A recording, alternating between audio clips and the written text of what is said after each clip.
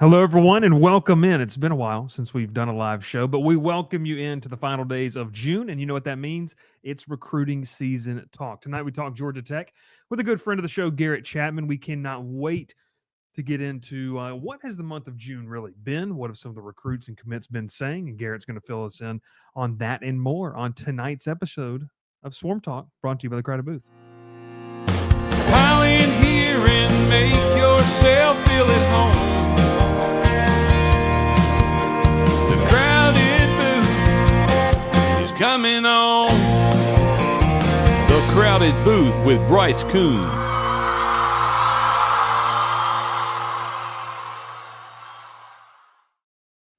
Well, we welcome you in. I'm bringing alongside good friend of the show and just a friend in general, Mr. Garrett Chapman. Man, we appreciate you taking the time. Did you cover the Braves game today, by the way? Not today. I was actually in studio this afternoon doing it on that end, but Lord have mercy. That Braves squad that's a whole other podcast, man. That's that team's got some problems. It's a problem, and it's not fun necessarily to look at all the time. And I'll be honest with you, Garrett, you know, we've got Tech fans and Braves fans overlap. This is probably the most tuned out I've been in a long time. Like, really, it really has been. I'm a diehard Braves fan. Now, you know, the college ball world is year round now. It's really hard to kind of stay tuned in all the time. But man, it's been tough. It's been really tough, and I imagine team's not very good going into the locker rooms. Yeah, they're not very good. But yeah, I mean, so I'm doing I'm not technically on a beat, but I report for them, and I'm in the clubhouse and I'm doing all kinds of stuff like that. And the team morale is just generally speaking not very good. They're a day-by-day team. There are a lot of veterans on that squad, so I think they're going to be okay. But they're not going to make the playoffs. I think at this point you got to go on like a 107 win pace or something like that over the second half of the season, which I don't know how that's going to work out too well. So we'll see. I mean, they're talented enough to go on a crazy run, you know, and it's just they keep getting the worst injury luck. I mean, you have Chris Sale who's diving for balls and breaking ribs and everything. It's just ridiculous. It's crazy the way things happen. And turns out last year may not have been just a flash in the pan. It may actually be a reality for the squad, but we'll see what actually ends up happening. I'm not going to hold my breath. I mean, I think the division's a little bit too far gone. The two teams up in front of the Mets and the Phillies are just too talented of a team to catch up. 7 games over the next 80 or so games. It's just going to be probably too much.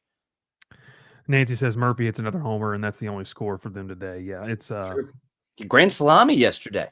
That was fun. That was fun. That was awesome. You were at, right? The broadcaster James on that one, by the way. Oh, dude. Was it Joe Davis who does the Fox broadcast? The Fox broadcast was so they talked about how Sean Murphy came up to plate and he said, "Oh, this is one of 7 teams in Major League Baseball that hasn't hit a grand slam." And the next pitch, I mean, literally 5-10 seconds with the graphic on the screen.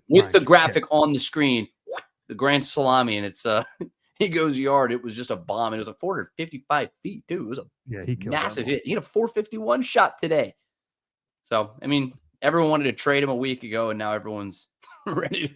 Everyone's crowning him. It's so funny the way baseball season has people, because it's such a long season, and people are so reactionary in the sport, and it's so much fun. But I love baseball. I love the Braves, and I mean, look, they're too talented to be 8 games under 500 now. 7 games, I think, is what they're sitting at right now. Way too talented to be sitting in this situation, but we'll see what they do at the deadline. I think the next month or so, we'll find out what the second half is going to hold. I've been in the camp if they could get to like a 6-game, if they could get it down to like 6 or 7 games back in the East Yeah. before the All-Star break, which is a lot to ask. If they could do that, it might be manageable. But no, baseball season in full swing. And Garrett, it is recruiting season. Perfect kind of segue into what we're talking about here in the month of July, as I like to call, June the OV season. It's where guys are Mhm. kind of knocking out those official visits. You've talked with a lot of guys that have made their way to Georgia Tech's campus, and July is kind of commitment season, especially around the July 4th holiday. Mhm. I mean, you can go to 247.com and you see the amount of scheduled commitments that are happening this week are kind of crazy. Georgia Tech going to be in on a couple of those weeks. But I wanted to kind of talk to you just let's paint with some broad strokes here, because I think that when, and in talking with some of the fans, that are kind of in our community here, there's a little bit of a disappointment factor that there's not maybe the Josh Petty, right? Like there's not this big name player. And I've kind of cautioned the fans, like, he's a great player, but this is a program in Georgia Tech. Alex Mathis, kind of that director of recruiting role. They have tried to do a really good job of getting some early evals on guys and hoping Yes. that they can hold on to those commitments. So just kind of talk to me about where you feel like the strategy is, and what is your synopsis here as we sit here on June, I guess, the 29th, as we're Mhm. going live, and people can listen to this all throughout the week. But what's your synopsis of where this class is? Well, I also, to Georgia Tech fans, just in general, I want to caution fans, and I know I work for 247, so if you're one of the higher ups, don't listen. Star ratings are great, but it's the evaluations and what kids do when they get to school that really matters. Yeah, That's ultimately the biggest thing. So I've seen so many 5-star players get to college and it just doesn't work out. And it's just, that's the reality of football. And sometimes you go to a 3-star player and that guy turns out to be an all-pro type player at the next level. So who knows? Like these are just, once they get there, it's about valuation, like you said. It's about finding guys who fit the character of your team. And I've talked to Brent Key about this. I've talked to several of the coaches about this, and they're looking for guys who fit their locker room more than anything. And Mhm. then on top of that, they look for guys who have high upside potential. So when you find both of those things, and you can do it by staying within the state of Georgia, which 12 of their 15 recruits right now are within the state of Georgia, that's pretty good. You're Yeah. locking down the state really effectively, and that's what Brinke's done as well as just about anybody in college football. And he's done a great job with it. And I'm excited for this class. I think it may not have that star power at the very tippy top. There's no 5-star guy who's kind of stealing headlines, if you will. But I think there are some serious difference makers that are in this class, specifically at the cornerback position with Terry and Yeah. Stevenson. Those two guys are absolute studs. And I know you got Alabama sniffing around with Jaden Terry, so TBD on that one. But Mhm. um, ultimately, I think this is still a really good class and a lot for Georgia Tech fans to be excited about. Yeah, and you have to think with Blake Gideon coming in, obviously a Mhm. secondary minded type of guy. You've got Peoples back there. You've got Yeah. a host of. It's like you have a couple D line coaches, and you got a bunch of secondary coaches on the And a lot defensive of side of the offensive ball. line coaches Yeah, and a just lot of all over the offensive line field. coaches. You got line coaches.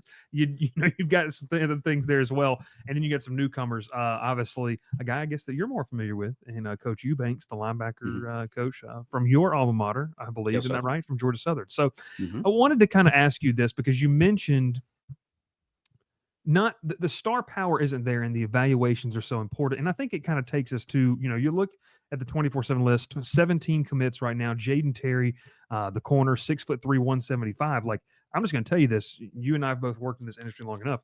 Yeah. That's the NFL prototype. Like, as a high school player, when you have that 6'3", the 175 mark, yeah, you're going to put on some more, good weight when you get to the college program. You mentioned those two guys. Who else in this class are you kind of like, hey, I really like this player. If they can hold on to him, that's a really big developmental piece that doesn't have to play right away. But man, he Yeah. could be a guy that we really hear his name called 2-3 years down the road. So I'm looking at the thing is there are a lot of these guys. And so I know part of it's because I'm really close to the program, I guess you could say. But I'm looking to look at the offensive line just because they've done Georgia Tech is one of the best programs right now in the country developing offensive line talent. A young name, his name's Bear Fretwell down at Southeast Yeah. Bullock. Speaking of Georgia Southern, you mentioned Darius Eubanks, Georgia Southern guy. Bear Fretwell from Bullock County, down there in Southeast Georgia outside of Statesboro. And you look at the size on him, that body And then the fact that he's only picked up football about a year or two ago, like he's raw as 6'7", folks. huge, a Yeah. big body. And then you look at the Hurd twins too, that's 6'6" and 6'7" in their own right. These are three guys who I think are really high upside individuals who have the ability to take that next step once they get to college. They're not going to start right away. These are guys who are not, it's going to take them a little bit of time. They're going to redshirt their first year. They're probably going to sit a year after that. And then maybe once they get to their sophomore, junior year, they pack on a little bit more weight, good weight when you get to college. You get within the scheme and you get developed a little bit. And that's, I think those three guys specifically, it makes for a really compelling topic right there. I think those three guys are going to do really well. And it's also the fact that they have a little positional versatility, so you're going to have, they can play guard, they can play tackle. I think this class still really needs a center potentially, but they could possibly go fill that in the transfer portal or something like that. But the offensive line, I think, is in really good shape. Another guy, Jafar Jean Noel, he's from American Heritage down in Miami, or Fort Lauderdale, I should say. He was doing a 7-on-7 back in the spring, I think back in March or something like that. And I think he won the MVP for wide receivers at that position. And he's as talented as can be. He's a little bit more diminutive in size. I don't think that stopped Georgia Tech from having success at the wide receiver position in the past. They've had some smaller guys, but there's a lot of speed. Lots of speed in this class. And I think Gene Noel is one of those guys that can really unlock the offense and take the top off. It's just been a consistent theme with all these guys, with the wide receiver position, is that a lot of these guys are very fast and very versatile. They can play inside, they can play outside, and I think, again, I think Gene Noel is one of those guys who can start trending up. And then it's also the fact that he plays for American Heritage, and that's one of the top programs in the country. And that goes, it's like a Buford, it's a Milton, it's a St. John Bosco, it's American Heritage, that's one of the top programs. And if Georgia Tech is able to, they now have two kids in this class. Kamani Morales is the other, who are from American Heritage, and they're starting to stick a foothold down there. Norval McKenzie, he's a running backs coach, but it's his region that he recruits down there. He's done a really good job of getting the hooks, and dropping them down into Miami. If you can start pulling some talent out of Miami now, you can win a lot of games. Yeah, no, I'm with you. And, you talked about just kind of adding on to it. One thing, and we talked with Morales, I guess about a week and a half ago, 2 weeks ago now. And, I just love the way that Coach Eubanks and even McKenzie to a certain extent, you're remaking this linebacker room. As you see offenses kind of transform what they want to do, you see different types of schemes being involved in the ACC. I mean, at least, every single year it feels like there's 2 to 3 new coaches in this conference, and there'll probably be more after this season. You've got to get faster, more athletic at that position. You have to allow that second level to be able to make some plays for you. And man, I just like the type of athletes they're recruiting. And look, Dr. Bob says this, a lot of raw, high upside 3 stars. I think that's very, it's one of the things understanding, Gary, and I get in trouble. I don't want to say get in trouble. I get hated on for saying this all the time, because I say, look, you're not a program, and let's just get this out of the way. Everyone knows what's going over in Athens right now, right? Like, they're on this ridiculous run of recruiting. 7 and 7 there's some days. more on the way. Crazy. It's 7 and 7 days. They took the Sabbath off, I guess, today. They didn't want to recruit today. And it's one of those things where I've always said this, like, you got to play the game within the means that you can play. And there's going to be a lot of stuff that comes out, here in the next couple of days with collective bargaining, or I shouldn't say call it collective bargaining. That's kind of really what it needs to be. But, all those things considered, Georgia Tech has to know who they are in recruiting. And I feel like in terms of who they are, knowing their own identity inside those walls there, in Midtown Atlanta, they're doing a good job. The fan base might want to see them be involved in some more big names, but I think it's just kind of who it is. And, I've kind of listed this as a flip candidate because you never know what can happen. But Dre Quinn is a guy that, like, his interest in Georgia Tech was very real. The running back, and I think you talked with him, the running back that just committed to Wisconsin. It was very, very real. He's got some family ties up there, so it makes sense. But just from your perspective, when we get into the season and you talk about flip candidate, how important is the success on the field to show a massive year 3 improvement? Could that make a difference with guys like Quinn, guys like that running back, and maybe some others that are kind of sitting, we like Georgia Tech, but we just don't quite know if they can take that next step? Yeah. I mean, it's a real thought, I mean, Georgia Tech's got to win more football games, I mean, they've been to a bowl game in consecutive seasons for the first time in over a decade, and that's a big step. That's a big step. But at the same time, you need to consistently put the winning product out on the field. These kids want to see something that's a winner. And they say that that's the culture that they want to go into. But I will say this. The one consistent theme that I hear from these recruits when I talk to them, and I talk to all these kids, and they're constantly giving me feedback and everything else about the programs they go and check out. Same with you, and it's the way that they talk about Georgia Tech as the culture of the program. And I think Brent Key's done a really good job of bringing that intensity constantly and being consistent with it on the practice field. And I think that's something that's going to pay dividends as much as anything else. And it'll help you get some kids. It'll help you get some hyper competitive kids who I think a lot of these kids in this class, and I got to stop calling them kids. I still do this all the time. These young men, it's going to get some competitive young men, and they are, I think it continues to evolve as you go through a program. You're in the early stages of building a program, and it doesn't happen overnight. It's something that you're kind of moving towards it. And I think this year is really the year, and I'm sure you've talked about this. I've talked about this on my radio program here at Atlanta, how this is the year of expectations for Georgia Tech. This is the year that they need to take that step forward, because it's great that you're practicing well. It's great that you're starting to win some recruiting battles. It's great that you're even in a lot of these recruiting battles as it is, but now you got to start winning football games. And now it's going to be proof is in the pudding. And if it doesn't work this year, then we got more questions that we got to ask. But ultimately, I think this is going to be a year that a lot of those, the dividends are going to pay out, if you will. I think this is going to be a really good Georgia Tech season, and I think it will continue. Maybe, and even if it doesn't pay off this year, it's critical that it starts paying off in years to come. I mean, the class of 2027 is right there around the corner, and they're going to be recruiting that class here before you know it. And if you win this year, if you win right now, then all of a sudden that class of 2027, they start looking at you a little bit differently, and that's why I say it's so important to get kids out of American Heritage. It's why it's important to get kids out of Buford High School, which they've been recruiting Buford really well.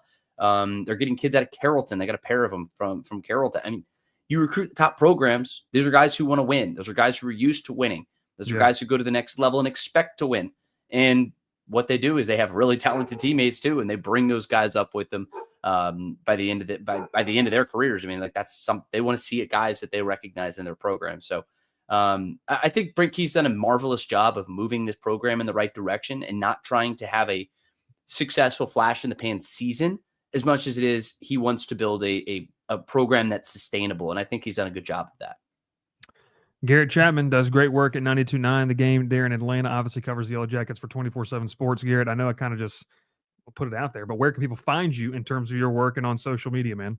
Hey, GChapATL on Twitter. That's, or I guess, X. That's the best place to find me. It's fine. Yeah, it's a place to find me. It's the place that if you want to get in touch with me, my DMs are always open, and I'm always happy to answer questions or work with folks. And we got some big news coming out this week. And I can't give off too much information, but if you head over to gojackets.com, we got some announcements coming this week, and I'm very excited about that. That's Garrett Chapman. We appreciate the time, man. Thanks so much for hopping on, and we'll have to get you on here as we get closer to the season. Yes, sir. That's Garrett Chapman. We appreciate him tuning in. We'll be taking a quick commercial break, and we'll be previewing some of those decisions coming up, what it means for Georgia Tech, and can the Jackets close out with some fireworks as we get ready for July the 4th. We'll be back here in just a second. Your soap is ugh, and your body wash is a synthetic detergent. But you're not a dish. You're a man. Switch to Dr. Squatch Natural Soap for Men. For men who build things. Open pickle jars on the first try. Slay dragons. And let their daughters braid their hair. Men who like to feel good and smell titillating. Dr. Squatch takes you places you never thought you'd go. Naked. All right, we're back here on the Crowded Booth, brought to you by Section 103. Look, when we're doing a Georgia Tech show, you know that's going to be involved with Section 103. They do a fantastic job. And matter of fact, they just expanded down here into the Baton Rouge market. So we appreciate them. You can use code TCB10 for 10% off your first order. And here's a look at some of that awesome gear that you can check out and make sure that you're a part of. Look, whether it is the warm weather that you want right now, they've got some great, comfortable T-shirts. Or if you're gearing up for, it does get a little cool, little fall weather. there in Midtown Atlanta when you're getting into Bobby Dodd. Make sure you check out some of their awesome hoodies. I love the ATL logo. It's a great one. So you make sure that you check out Section 103, more comfortable than the club seats. Okay, so let's talk about a couple of the impending decisions that we've got coming on the horizon here for Georgia Tech. And I just wanted to kind of, talk about a couple of players here. Let's start off with running back out of Memphis, Tennessee, Christopher Talley. He's going to announce on July the 4th. It's kind of been Cincinnati, Georgia Tech, and West Virginia. This is a guy who has some talent or has good talent, around 6'1", 175 pounds. I kind of do it all back. You kind of trust where McKenzie's going with the running back position. So Georgia Tech, from what I can understand and what I've been told and talk with some people, heading into today, they are in the lead. And I think that's just something to kind of note. Things can change overnight very quickly in this new recruiting space. But this is a guy that I really, really like and I really like to see there as well. Continuing down that league, down this. I'm probably going to butcher this kid's name, but it's the tight end from Kell. He's announcing on July the 1st. This is something to me where you're sitting in a situation of this is a really good athlete around 6'5", 6'6", around that 225, 230 mark. Very good athlete, has participated in the 7-on-7s there at Georgia Tech's campus. So I feel pretty good about where Georgia Tech stands heading into July the 1st. It's going to be something that's, keep an eye on there as well. A couple other things. One to touch in on Deuce Geralds. That's a guy that I think Georgia Tech fans would love to see stay home, the defensive lineman out of Collins Hill. But, the biggest thing I can tell you on Deuce Geralds is he's in line for the bigger name programs. He's in line for the LSU Tigers. I mean, he's in line for Ohio State. Some of the bigger name programs.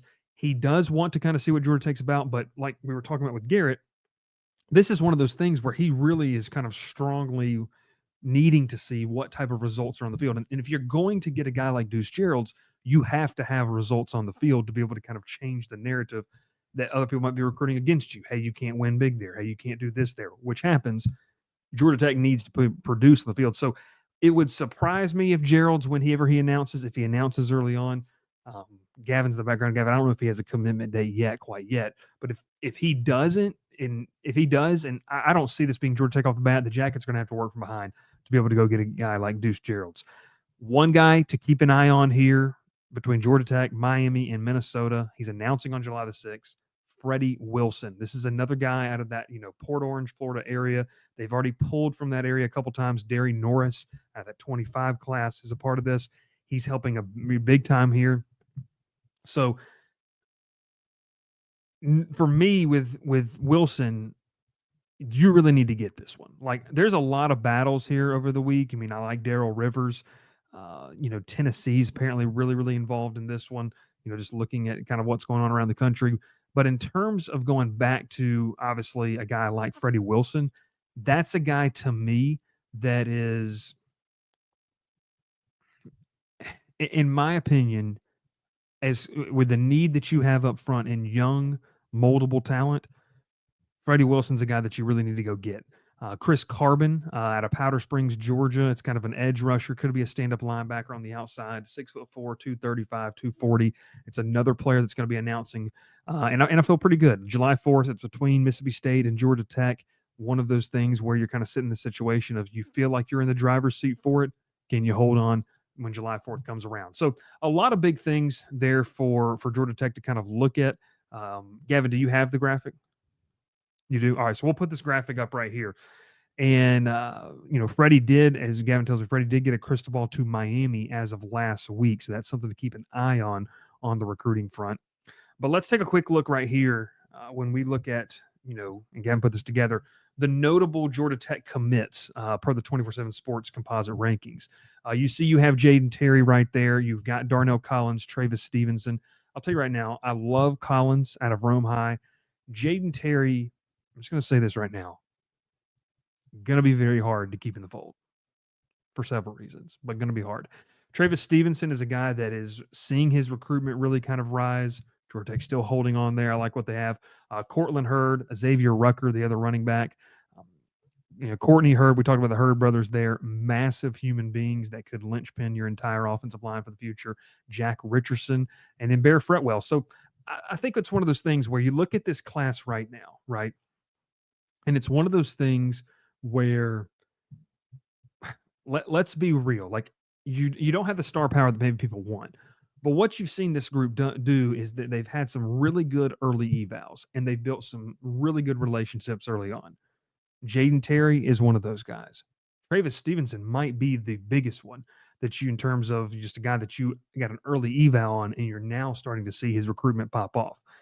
That to me is where, if you're Georgia Tech, you have to sit in that boat and you have to hope that you can continue to build the relationship. And that initial contact that you made is enough to see it through the finish line, get him signed, and get him onto campus.